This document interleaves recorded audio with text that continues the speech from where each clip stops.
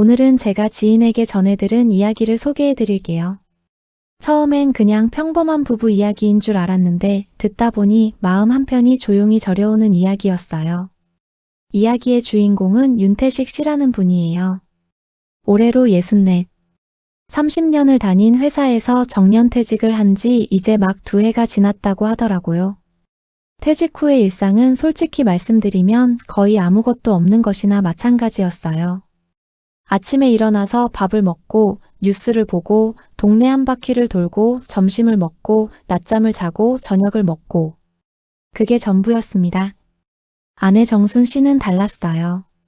나이는 61.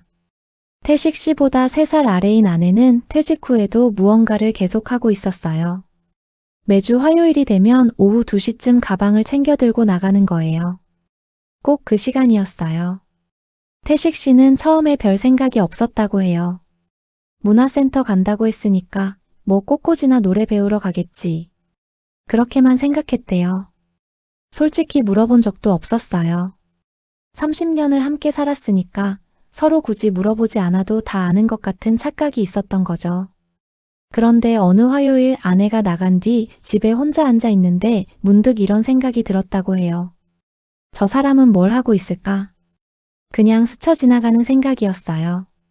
오랫동안 못 가져본 그 작은 궁금증 하나가 그날따라 이상하게 마음속에 남았던 거예요. 그 다음 주 화요일이 왔어요. 태식 씨는 마침 동네 병원에 정기검진이 있던 날이었대요.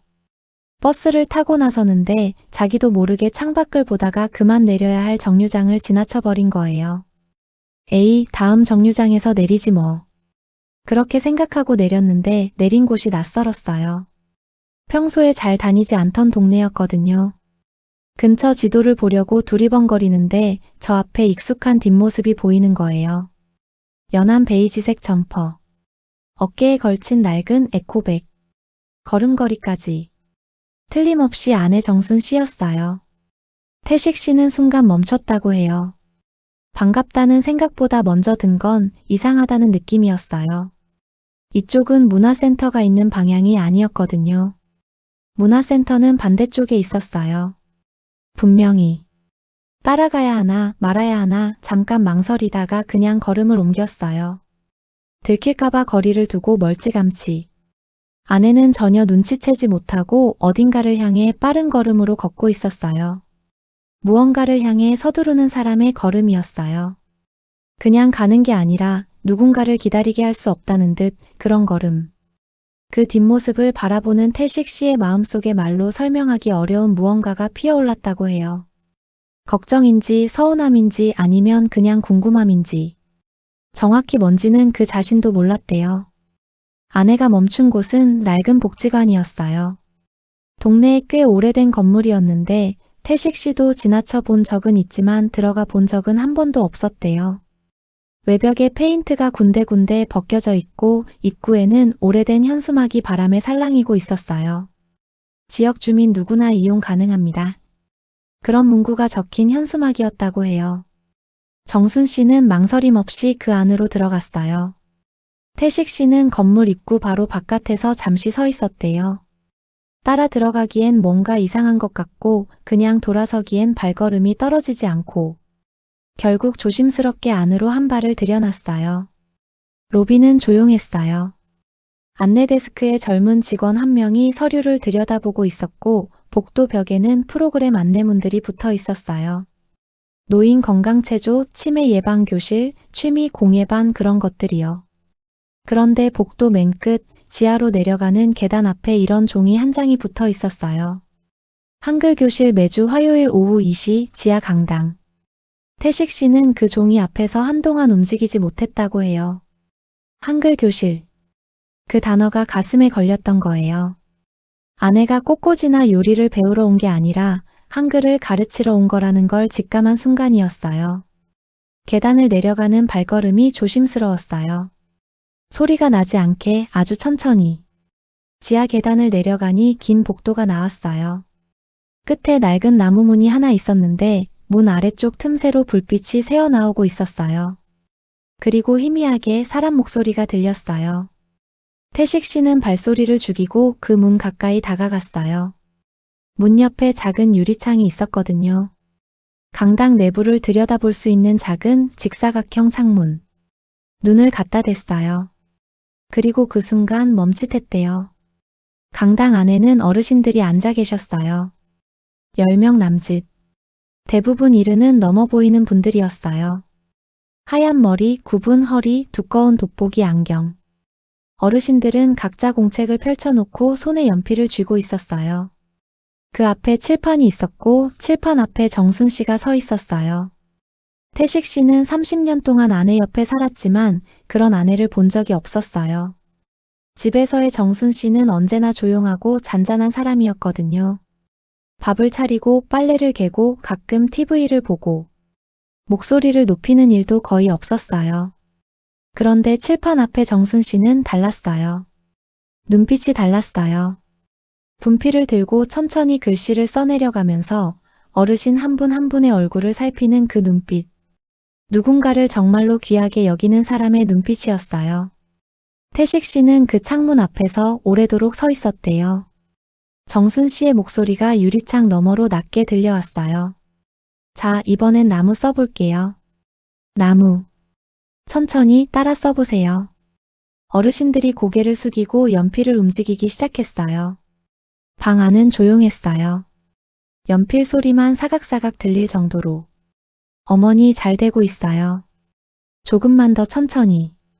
정순 씨가 한 어르신 옆으로 다가가더니 무릎을 살짝 굽히고 그분의 눈높이에 맞추어 공책을 들여다봤어요. 그 어르신이 멋쩍게 웃으셨어요. 주름이 많은 얼굴이 환해지는 게 창문 너머로도 보였어요.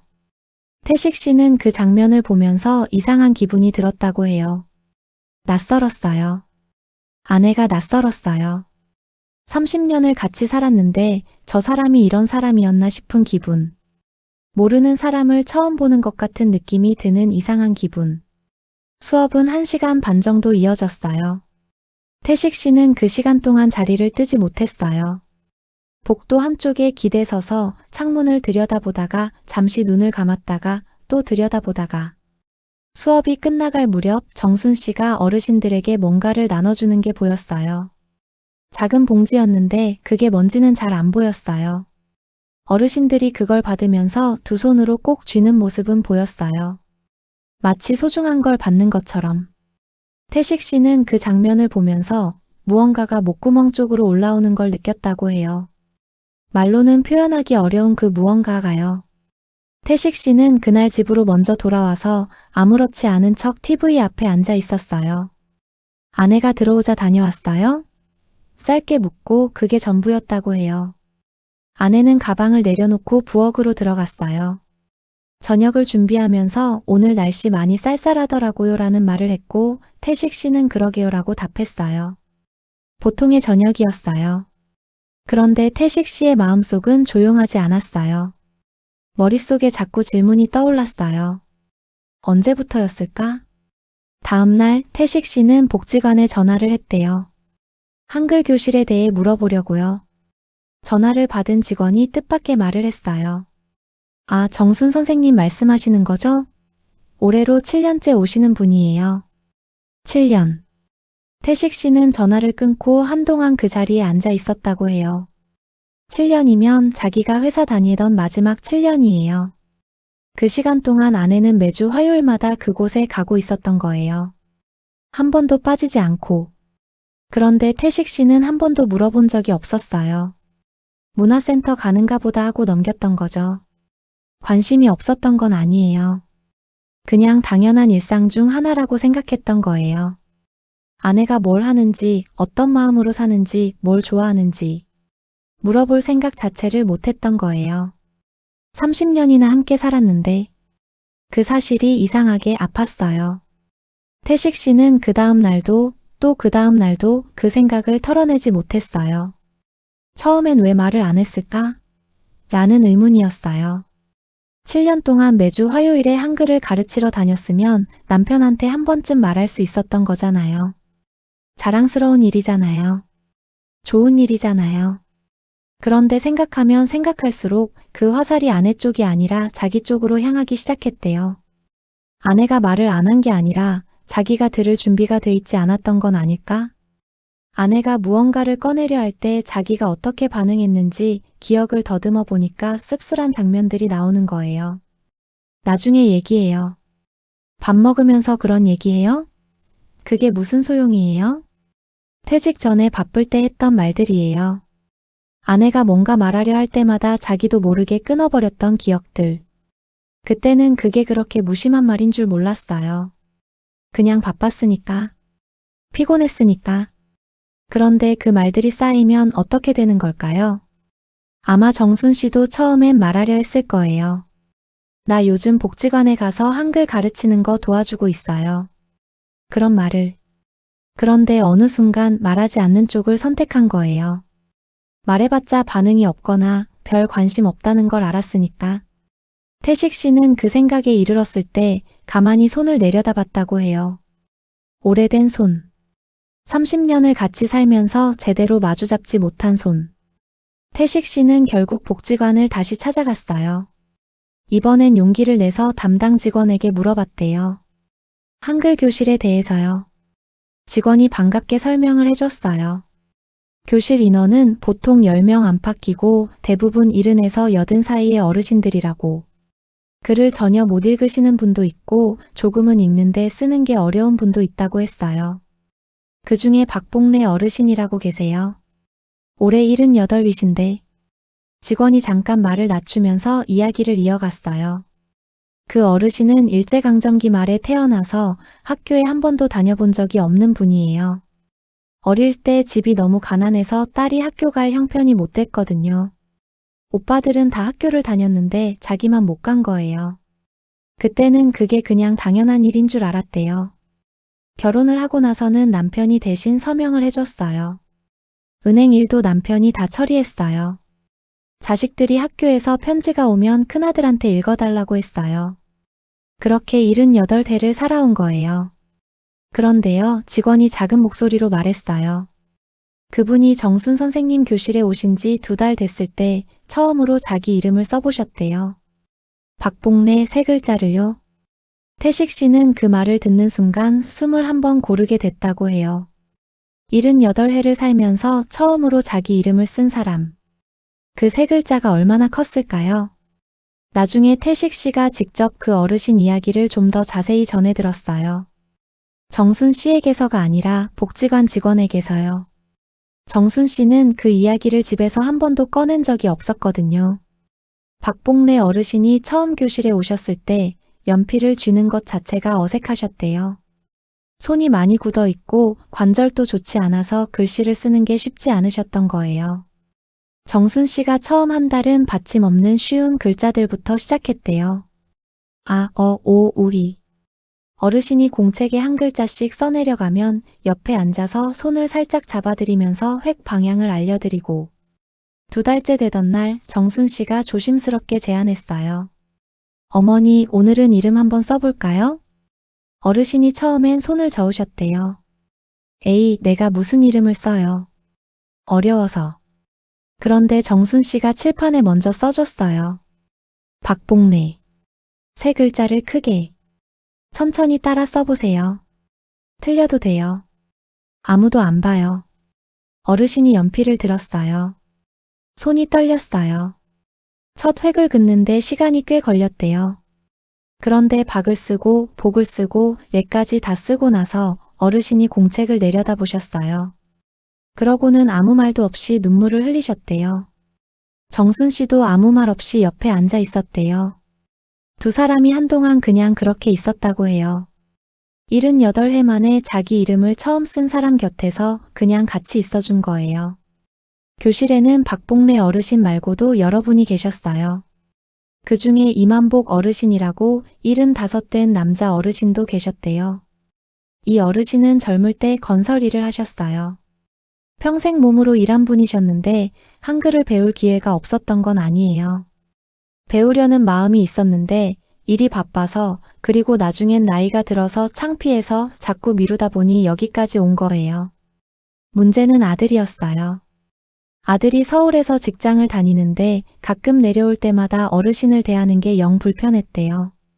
아버지가 스마트폰을 못 쓰니까 문자도 못 보내고 키오스크 앞에서 쩔쩔매시면 뒤에서 한숨을 쉬고 직접 나쁜 말을 한 건 아닌데 그 태도에서 느껴지는 게 있었던 거예요.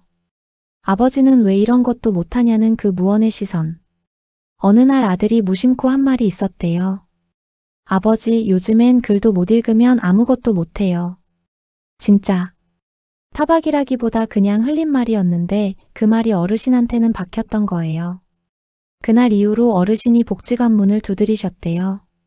정순 씨한테 처음 오셨을 때 이렇게 말씀하셨다고 해요. 내가 이 나이에 창피하지만 그래도 배워보려고요. 정순 씨가 웃으면서 대답했대요. 창피한 거 하나도 없어요. 배우러 오신 것만으로도 대단하신 거예요. 그 한마디가 어르신한테 얼마나 큰 말이었을까요? 교실에 오시는 어르신들 이야기를 들으면서 태식 씨가 가장 마음이 무거웠던 건 어쩌면 이 이야기였을 거예요. 오정분 어르신이라고 73세 할머니셨는데 아들 내외와 함께 사시는 분이었어요. 아들은 그래도 효자라고 어머니를 모시고 산다고 주변에서 칭찬이 자자했대요. 그런데 며느리가 있었어요. 나쁜 사람은 아니에요. 맞벌이의 아이도 둘이라 바쁜 사람인데 가끔 어르신이 뭔가를 물어보거나 도움을 청하면 말이 조금 빨리 나오는 편이었어요. 어머니, 이건 여기 버튼 누르시면 돼요. 이거요, 이거. 왜 이게 어려우세요? 어머니는 왜 이것도 모르세요? 제가 지난번에 알려드렸잖아요. 아기는 없었을 거예요. 그냥 바쁜 사람의 말버릇이었겠죠. 그런데 어르신은 그 말들이 쌓였대요. 나는 왜 이것도 모를까? 내가 짐이 되는 건 아닐까? 내가 너무 모르는 게 많은 걸까? 그 생각들이 쌓이다 보니 어느 순간 아무것도 물어보지 않게 됐대요. 그냥 모르면 모르는 채로 할 수 없으면 할 수 없는 채로. 그러다가 복지관 게시판에서 한글 교실 공고를 보고 오셨대요. 처음엔 나는 한글을 어느 정도는 알아요라고 하셨다는데 정순 씨가 조용히 살펴보니 실제로는 읽는 건 좀 되는데 쓰는 건 거의 못 하셨던 거예요. 정순 씨가 그 어르신한테 처음 하신 말이 뭔지 아세요? 잘 오셨어요. 여기선 모르는 게 당연해요. 그 말 한마디에 오정분 어르신이 한참 동안 말을 못 하셨다고 해요. 태식 씨가 복지관 직원과 이야기를 나누다가 뜻밖의 이야기를 하나 더 들었어요. 정순 씨가 쓰는 교재는 시중에서 파는 게 아니라 직접 만든 거라고 했어요. 처음에는 시니어용 한글 교재를 사다 썼는데 어르신들한테 잘 안 맞는 부분이 있었대요. 글씨가 작다든지 예시 단어가 요즘 말이라 낯설다든지. 그래서 직접 만들기 시작한 거예요. 큰 종이에 손으로 글씨를 크게 쓰고 그림도 직접 그리고 예를 들면 나무 옆에 나무 그림을 그리고 물고기 옆에 물고기를 그리는 식으로요. 그 그림이 잘 그린 그림은 아니었대요. 정순 씨가 미술을 잘하는 편이 아니거든요. 삐뚤빼뚤하지만 그래서 오히려 어르신들이 편하게 느끼셨다고 했어요. 태식 씨는 그 말을 듣고 집에 돌아와서 아내 가방을 살펴봤어요. 아내가 외출한 틈에 안에 두툼한 파일이 하나 들어 있었는데 꺼내보니 손으로 쓴 교재들이 가득했어요. 페이지마다 크고 뚜렷한 글씨. 그리고 옆에 소박한 손그림들. 태식 씨는 그 파일을 한 장 한 장 넘겨봤대요. 오래된 흔적이 있었어요. 여러 번 고친 자국, 수정된 부분, 그리고 어르신들이 쓴 듯한 연습 글씨들이 아주 희미하게 남아있는 것도 있었어요. 이걸 언제 만든 걸까? 집에서 아마 자기가 잠든 뒤에 혼자 앉아서. 그 생각을 하니 무언가가 목구멍에 걸렸어요. 파일을 도로 넣으면서 손이 잠깐 떨렸다고 해요. 또 한 가지가 있었어요. 태식 씨는 아내가 화요일마다 나가기 전에 장을 보러 잠깐 나간다는 걸 알고 있었어요. 가끔 같이 가서 짐을 들어주기도 했거든요. 근처 마트에서 뭔가를 사오는데 뭘 사는지까지는 몰랐어요. 복지관 직원한테 물어보니까 정순 씨가 수업 끝에 항상 간식을 가져오신다고 했어요. 매주. 한 번도 빠진 적이 없이. 빵이라든지 찐 고구마라든지 계절 과일이라든지. 크게 비싼 건 아닌데 항상 어르신들 손에 하나씩 쥐어드렸대요. 어르신들이 그걸 받으시면서 좋아하시는 게 단순히 음식이 좋아서가 아니었을 거예요. 누군가가 자기를 위해 뭔가를 챙겨줬다는 그 마음이 좋으셨던 거겠죠. 태식 씨가 통장을 살펴봤어요. 정순 씨 명의 통장이요. 거기서 매주 화요일마다 비슷한 금액이 빠져나가고 있었대요. 많지 않은 금액이었어요. 10,000원에서 15,000원 사이. 그런데 7년이에요. 7년을 매주. 계산을 해봤어요. 대략 370번 가까이. 금액으로 따지면 적지 않았어요. 태식 씨가 가만히 앉아서 그 숫자를 들여다보다가 눈물이 났다고 해요.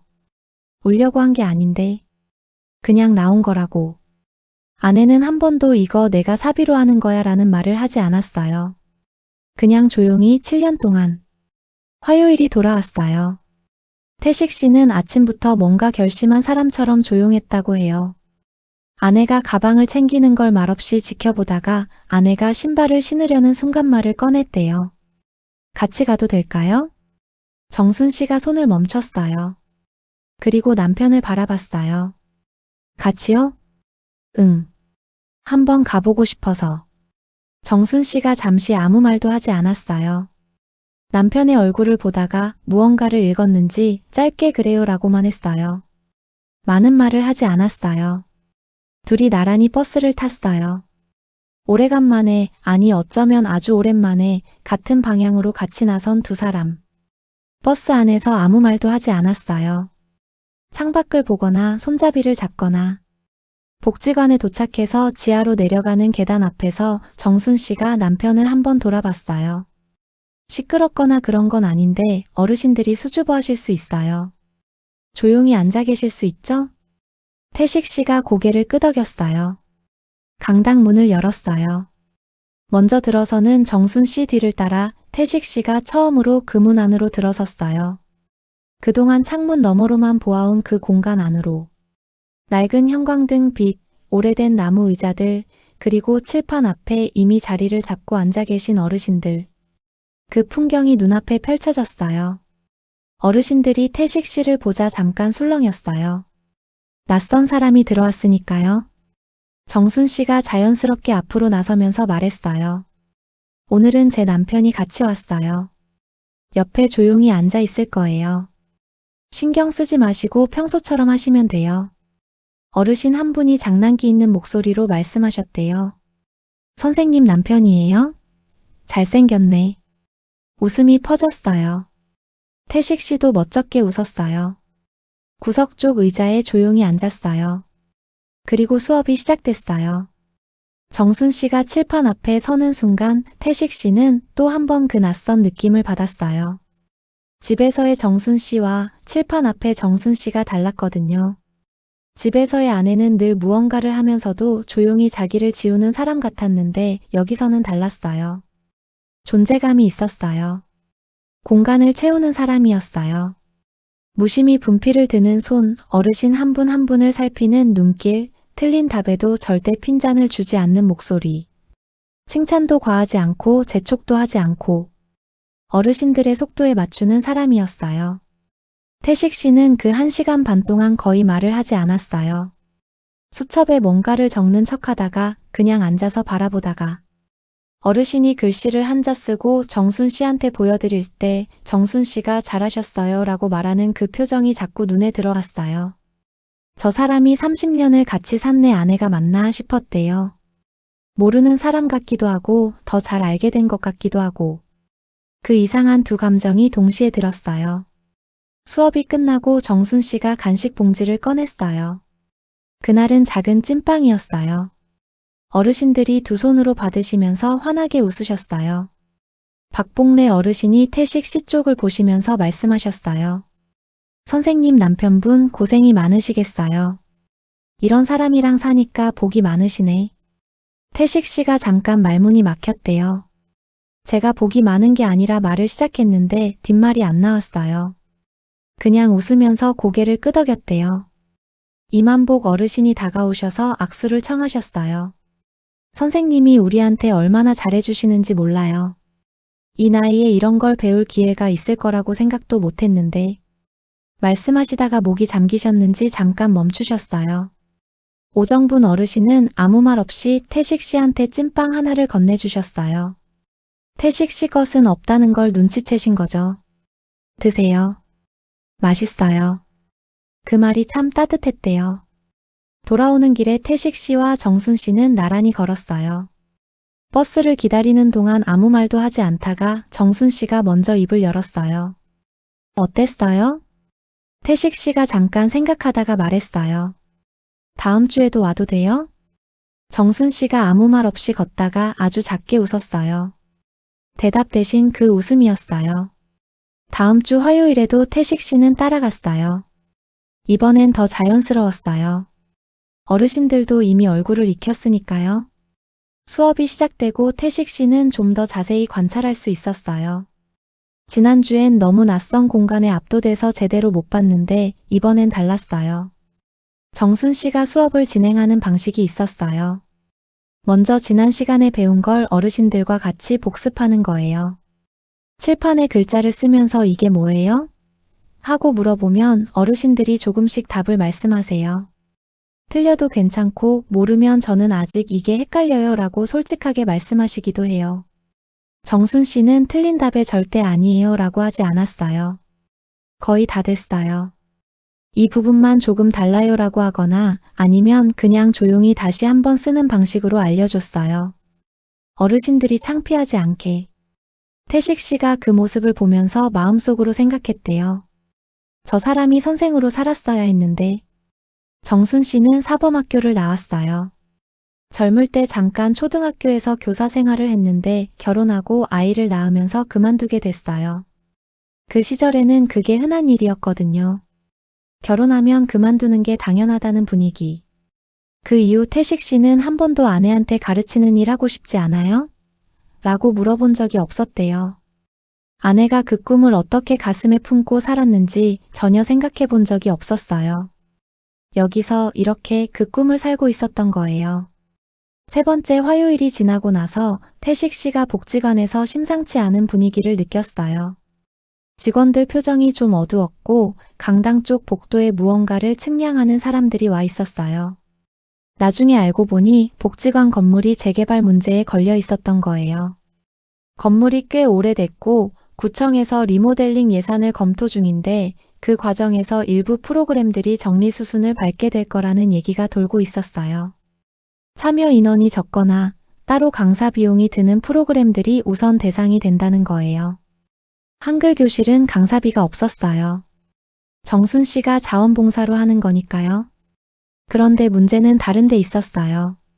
지하 강당은 원래 창고 용도로 전환될 가능성이 있다는 거였어요. 공간이 크고 다른 목적으로 쓰기 좋다고. 담당 직원이 정순 씨에게 조심스럽게 말을 꺼냈대요. 선생님, 내년부터는 강당 사용이 어려울 수도 있어요. 죄송한데 구청 쪽 결정을 기다려봐야 할 것 같아요. 정순 씨가 그 말을 들었을 때 어떤 표정을 지었는지 직원은 정확히 기억한다고 했어요.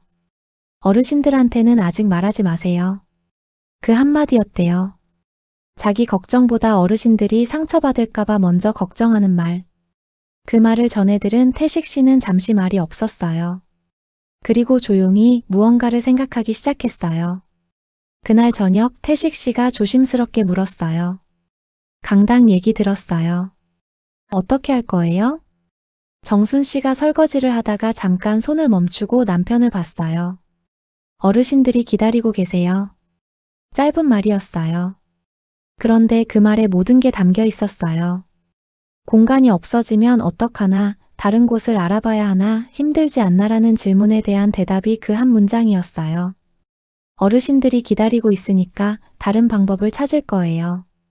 그게 전부였던 거예요. 태식 씨는 그 말이 한동안 머릿속에 남았어요. 자기 같으면 그 상황에서 어떻게 했을까 생각해 봤어요. 아마 어쩔 수 없지 뭐, 대세를 거스를 수 없잖아, 그런 쪽으로 생각했을 것 같았대요. 현실적으로 생각하는 게 맞다고 그렇게 스스로를 다독이면서. 그런데 아내는 달랐어요. 어르신들이 기다리고 있다는 그 사실이 아내한테는 움직여야 하는 이유로 충분했던 거예요. 어떻게 할지 아직 모르지만 어쨌든 해야 한다는 거. 태식 씨는 그날 밤 잠을 잘 못 잤어요. 이상하게 마음이 뒤척였어요. 무언가를 해야 할 것 같은 느낌. 근데 뭘 해야 할지는 몰랐어요. 퇴직한 64살 남자가 할 수 있는 게 뭐가 있을까 그런 생각이 들었어요. 그러다 새벽에 한 가지 생각이 떠올랐어요. 태식 씨가 결심한 건 거창한 게 아니었어요. 그냥 구청에 가보기로 했어요. 퇴직 전에 회사에서 하던 일이 총무 쪽이었어요. 서류 작성, 민원 처리, 기관과의 소통. 그런 일들을 오래 해왔거든요. 그 경험을 살려서 복지관 한글 교실의 상황을 공식적으로 알려보기로 한 거예요. 먼저 복지관에서 교실 관련 자료를 받았어요. 운영기간, 참여 어르신 수, 진행 방식. 정순 씨는 남편이 뭘 하는지 처음엔 몰랐어요. 태식 씨가 자료 좀 모아보고 싶어서라고만 했거든요. 구청에 민원을 넣었어요. 지역 복지관 내 비영리 자원봉사 교육 프로그램의 지속적 운영 공간 확보를 요청합니다. 딱딱한 말로 시작하는 문서였지만 그 안에는 7년이라는 시간이 담겨 있었어요. 박봉래 어르신처럼 처음으로 자기 이름을 쓴 분들의 이야기가 이름 없이 담겨 있었어요. 구청이 하루 이틀 만에 답장을 보내주진 않았어요. 당연하게도요. 그래도 태식 씨는 기다렸어요. 기다리면서 또 다른 일을 시작했어요. 어르신들 가족에게 연락해보는 건 어떨까 싶었던 거예요. 직접은 아니고 복지관을 통해서요. 교실 상황을 알리고 혹시 함께 목소리를 낼 수 있는 분이 있으면 좋겠다고. 정순 씨가 그 얘기를 들었을 때 태식 씨를 잠시 가만히 바라봤다고 해요. 그러고는 아무 말도 안 했어요. 말보다 더 많은 것을 전달하는 표정으로. 태식 씨가 구청 민원을 넣은 지 열흘쯤 지났을 때 담당자에게서 연락이 왔어요. 민원 내용 확인했어요. 직접 방문해서 얘기 나눌 수 있을까요? 태식 씨가 구청 복지 담당 창구를 찾아갔어요. 담당자는 30대 중반쯤 되어 보이는 여자 직원이었는데 민원 내용을 꼼꼼하게 읽어본 것 같았어요. 태식 씨가 들고 간 자료들을 보면서 이런저런 질문을 했어요. 7년째 무상으로 운영하신 거 맞죠? 강사분은 별도 사례가 없으신 거고요? 참여 어르신들 중에 문맹 어르신 비율이 이 정도 된다고요? 태식 씨는 준비해온 내용을 차분하게 설명했어요. 예전에 회사에서 보고서 쓰던 습관이 남아 있어서 정리가 잘 돼 있었대요. 담당자가 마지막에 말했어요. 사실 이런 케이스는 저희도 공식적으로 지원 검토를 해볼 수 있어요.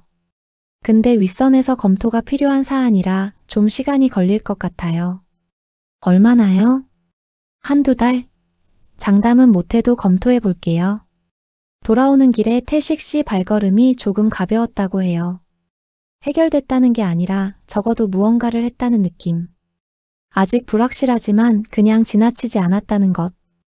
50년쯤 살면서 처음으로 뭔가 내 일이 아닌 것에 이렇게 마음을 쏟는 기분이었다고 태식 씨가 나중에 말했대요. 태식 씨가 서명을 받기로 했어요. 구청에 탄원서를 추가로 제출하면 무게가 실린다는 얘기를 들었거든요. 복지관 직원이 조심스럽게 알려준 거였어요. 그러면서 근처 주민들한테 받으시면 어떨까요? 라고도요. 태식 씨는 복지관 앞에 작은 테이블을 놓고 앉았어요. 손으로 쓴 안내문을 옆에 붙여놓고요. 이 동네 복지관에 7년째 이어온 한글 교실이 있습니다. 공간을 지켜주세요. 처음엔 사람들이 그냥 지나쳐갔어요. 서명 받는 게 생각보다 쉽지 않더라고요. 몇몇 분이 멈춰서 물어보기도 하고 그게 뭐예요? 하고 관심을 보이시기도 하는데 막상 서명을 하자고 하면 머뭇거리시는 분도 있었어요. 그런데 예상치 못한 데서 힘이 됐어요. 교실에 다니시는 어르신들 가족이 나타난 거예요. 이만복 어르신 아들이 퇴근길에 들른 거예요. 아버지한테 연락을 받았다고 했어요. 아버지가 제발 사인 좀 해달라고 해서요. 낮에 통화를 하셨나 봐요. 그 아들이 서명을 하면서 잠깐 태식 씨한테 말했어요. 제가 아버지한테 좀 무심했던 것 같아요. 아버지가 거기 다니면서 많이 달라지셨거든요. 짧은 말이었는데 뭔가 고백 같은 말이었어요. 오정분 어르신 아들도 왔어요. 박봉래 어르신 딸도 멀리서 차를 타고 왔어요. 가족들이 오자 지나가던 사람들도 더 멈추기 시작했어요. 그렇게 며칠에 걸쳐 서명이 쌓였어요. 서명이 어느 정도 모이던 즈음 뜻밖의 연락이 하나 왔어요. 지역 주간 신문사였어요. 기자가 복지관 쪽에서 이야기를 전해 들었다고 하면서 한글 교실에 대한 기사를 써도 되겠냐고 물어온 거예요. 정순 씨가 처음에 손사래를 쳤대요. 저는 괜찮아요. 어르신들이 불편하실 수 있어서. 그 말이 또 태식 씨 마음에 남았어요. 자기 얘기가 세상에 나가는 게 부담스러운 게 아니라 어르신들이 혹시 불편하실까봐 걱정하는 사람. 그래도 결국 어르신들한테 여쭤봤어요. 몇 분이 흔쾌히 괜찮다고 하셨어요. 박봉래 어르신은 사진도 찍어도 돼요. 나 이름 쓸 수 있어요 하고 웃으셨대요. 기사는 작은 지역 신문이었지만 내용이 진심이었어요. 기자가 직접 수업에 와서 1시간을 지켜보고 쓴 기사였거든요. 78, 처음 쓰는 내 이름이라는 제목이었는데 그 기사가 온라인에서 공유가 됐어요. 지역 커뮤니티에서 퍼지고 인근 도시 커뮤니티로 넘어가고 크게 바이럴이 된 건 아니지만 구청 담당자가 그 기사를 봤어요. 그리고 내부적으로 검토 속도가 조금 빨라진 것 같다는 얘기를 담당자가 태식 씨한테 살짝 귀띔해줬어요. 태식 씨는 그 얘기를 들으면서 웃었대요. 거창하게 세상을 바꾼 게 아니에요. 그냥 조금씩 아주 조금씩 움직였을 뿐인데 그게 모이는 거였어요. 그즈음 태식 씨가 잊을 수 없는 일이 하나 있었어요. 박봉래 어르신이 편지를 쓰셨거든요. 정순 씨한테 드리는 편지였어요. 어르신이 혼자서 집에서 연습장 반장에 직접 쓰신 거예요. 삐뚤빼뚤하고 띄어쓰기도 맞지 않고 받침이 빠진 글자도 있었어요. 그런데 읽을 수 있었어요. 분명히 읽을 수 있는 편지였어요. 정순 씨가 그 편지를 교실에서 받았는데 읽다가 중간에 멈췄대요. 한참 있다가 감사해요. 어머니라고 말하고 조용히 접어서 가방에 넣었다고 해요. 태식 씨가 그날 집에서 그 편지를 봤어요. 정순 씨가 꺼내서 조용히 읽는 모습을 본 거예요. 그래서 봐도 돼요? 했더니 말없이 건네주더라고요. 편지에는 이런 내용이 있었어요. 선생님 덕분에 제가 제 이름을 씁니다. 살면서 이런 날이 올 줄 몰랐어요. 감사합니다. 오래오래 건강하세요. 태식 씨는 그 편지를 읽으면서 소리 없이 눈물이 났다고 해요. 철자가 조금 틀린 그 편지가 그 어떤 잘 쓴 글보다 무거웠던 거예요. 78살의 손이 처음으로 쓴 글자들. 그게 감사의 편지였다는 것. 세상에 이것보다 더 진한 게 있을까? 그런 생각이 들었다고 해요. 구청에서 공식 연락이 온 건 민원을 넣은 지 약 2달이 지나서였어요. 복지관 담당자를 통해 내용이 전달됐는데 요지는 이랬어요. 지하 강당 공간을 창고로 전환하는 계획은 보류하기로 했다. 대신 리모델링 예산에 복지 프로그램 공간 유지 항목을 포함시키는 방향으로 검토 중이다. 완전한 확정은 아니었어요. 아직 검토 중이라는 말이었으니까요. 그런데 분위기가 달라졌어요. 공간이 사라진다는 급박한 이야기는 더 이상 나오지 않게 됐어요. 복지관 직원이 정순 씨한테 전화로 소식을 전했대요. 정순 씨가 전화를 끊고 나서 한동안 아무 말도 안 했다고 해요. 그냥 부엌에서 뭔가를 하다가 잠시 멈추다가 태식 씨가 옆에 있다가 좋은 거죠? 라고 물었어요. 정순 씨가 고개를 끄덕였어요. 말이 없었어요. 그런데 눈가가 조금 빨개졌어요. 태식 씨는 그 순간 뭔가 해야 할 것 같은데 뭘 해야 할지 몰라서 그냥 조용히 옆에 서 있었다고 해요. 오래간만에 아무 말 없이 옆에 있는 것만으로 충분한 순간. 다음 화요일 수업이 끝나고 정순 씨가 어르신들한테 조심스럽게 소식을 전했어요. 이 교실 계속할 수 있을 것 같아요. 어르신들이 잠시 조용했다가 박봉래 어르신이 손을 들어 박수를 치기 시작했어요. 그러자 하나둘씩 따라서 박수를 치기 시작했어요. 낡은 강당이 그 소리로 잠깐 가득 찼어요. 그 이후로 태식 씨의 화요일이 달라졌어요. 매주 정순 씨와 함께 복지관에 갔어요. 처음엔 그냥 옆에 앉아있는 것뿐이었는데 어느 날 어르신 한 분이 연필 잡는 법을 어려워하시는 걸 보고 태식 씨가 슬쩍 도왔어요. 이렇게 쥐시면 좀 편해요. 그 어르신이요, 진짜라고 하시면서 웃으셨어요. 그 다음 주엔 어르신이 먼저 태식 씨한테 말을 걸기 시작했어요. 지난번에 그 방법대로 하니까 좋더라고요. 어느새 태식 씨도 교실의 일부가 돼 있었어요. 정순 씨가 수업을 진행하면 태식 씨는 어르신들 사이를 돌아다니며 연필 잡는 걸 도와드리거나 공책을 들어드리거나 간식 봉지를 나눠드리는 일을 맡기 시작했어요. 어르신들이 태식 씨를 선생님, 남편 선생님이라고 불렀어요. 그 말이 처음엔 어색했는데 몇 번 듣다 보니 이상하게 나쁘지 않았다고 해요. 한 번은 수업 후에 이만복 어르신이 태식 씨한테 조용히 말씀하셨어요. 요즘 아들이 연락을 좀 자주 해요. 내가 한글 배운다고 하니까 신기하다고 하더라고요. 웃으시면서 하신 말씀인데 거기서 뭔가가 전해졌어요.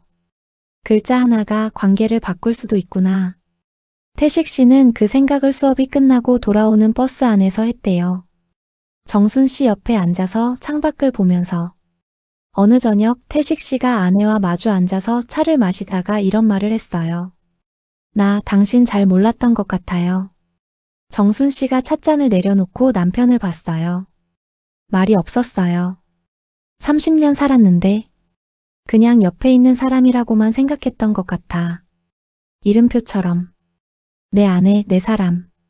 근데 사람 자체는 몰랐어요. 정순 씨가 가만히 있다가 말했어요. 저도 잘 몰랐어요. 당신이 이런 사람인지. 내가 어떤 사람이에요? 이렇게 나서는 사람인 줄 몰랐어요. 구청이니 민원이니 혼자 그런 거 할 줄 몰랐어요. 태식 씨가 웃었대요. 쑥스럽게요. 사실 태식 씨도 몰랐대요. 자기가 그런 걸 할 수 있는 사람인지. 퇴직 이후로 나는 이제 쓸모없는 사람인가 싶은 마음이 가끔 들었거든요. 매일 뉴스 보고 밥 먹고 잠자는 게 다인 사람. 이제 끝난 사람. 그런데 아내 옆에서 어르신들 사이에서 뭔가를 하게 된 거예요. 당신이 아니었으면 몰랐을 거예요. 거기 있는 사람들을. 정순 씨가 다시 찻잔을 들면서 말했어요. 같이 가줘서 고마워요. 짧은 말이었는데 태식 씨는 그 말이 오래 남았다고 해요. 고맙다는 말을 아내한테서 들은 게 얼마만인지 기억도 안 나더라고요. 아니, 그 전에 들을 자격이 있었던가 싶기도 했어요. 며칠 후 정순 씨가 먼저 말을 꺼냈어요. 저녁을 먹고 나서 태식 씨가 설거지를 하고 있는데 뒤에 앉아서요. 왜 말 안 했냐고 궁금하죠? 태식 씨가 설거지를 하다 손을 멈췄어요. 응. 처음엔 말할 기회를 못 찾은 것 같아요. 당신 바쁘고 나도 어떻게 꺼내야 할지 몰랐고.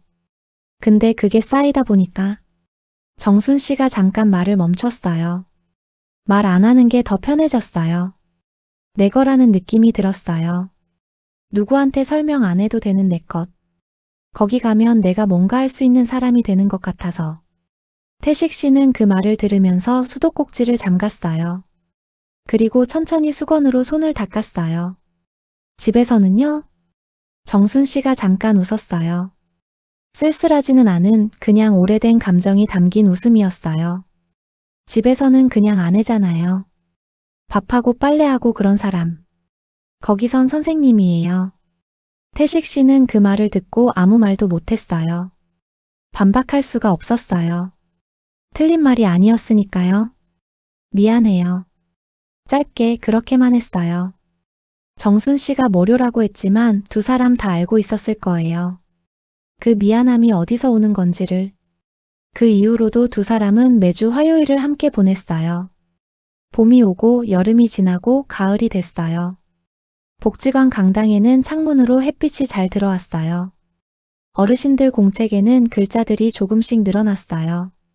처음엔 세 글자도 힘들었던 분이 이제는 짧은 문장을 쓰기 시작하셨어요. 태식 씨는 어느 날 교실이 끝나고 정순 씨한테 말했어요. 나도 뭔가 가르칠 수 있는 게 없을까? 정순 씨가 잠깐 생각하더니 말했어요. 스마트폰 어때요? 어르신들 다들 어려워하시는데. 태식 씨가 내가 잘 알지도 못하는 데라고 했더니 정순 씨가 웃으면서 나도 처음엔 그랬어요 라고 했어요. 그렇게 태식 씨가 스마트폰 사용법을 조금씩 가르치기 시작했어요.